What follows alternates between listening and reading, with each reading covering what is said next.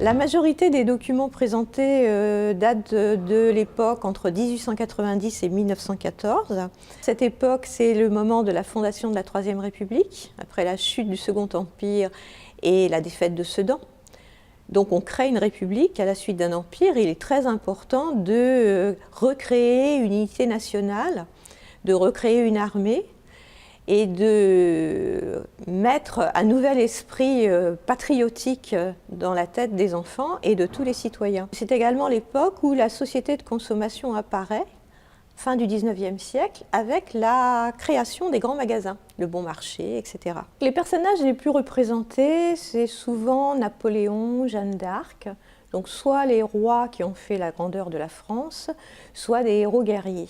Les publicitaires utilisent l'acquis de l'enseignement de l'histoire de France sous la Troisième République et campent les personnages dans des attitudes théâtrales selon les archétypes bien définis et utilisent aussi souvent par jeu de mots, par déformation, les phrases célèbres que les personnages sont censés avoir prononcées, qu'en général ils n'ont pas prononcées.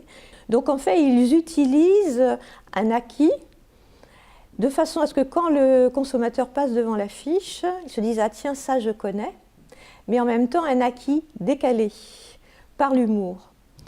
Également, il y a une cohérence entre le produit vanté et le personnage choisi. C'est-à-dire que par exemple les Gaulois, donc, qui sont l'archétype de l'homme viril, un peu baffreur, bon vivant, font de la publicité majoritairement pour des alcools et des cigarettes. Ou Napoléon, Napoléon a été utilisé pratiquement pour tous les produits, mais la campagne de Russie permet une exploitation assez vaste des produits qui font du chaud, donc des calorifères, aux produits qui font du froid, les réfrigérateurs, ou aux produits qui permettent de soigner les maux de gorge, comme les pastilles.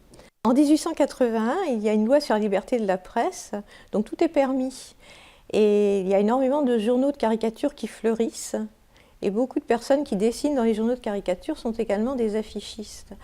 Ce qui donne lieu à des affiches qu'on ne pourrait absolument plus faire de nos jours, à savoir des affiches qui ridiculisent les hommes politiques de l'époque et surtout les présidents de la Troisième République, qu'on a bien oublié maintenant, mais qui à l'époque n'avaient aucun pouvoir. Le président de la République n'était pas élu au suffrage universel et n'avait pas de pouvoir exécutif.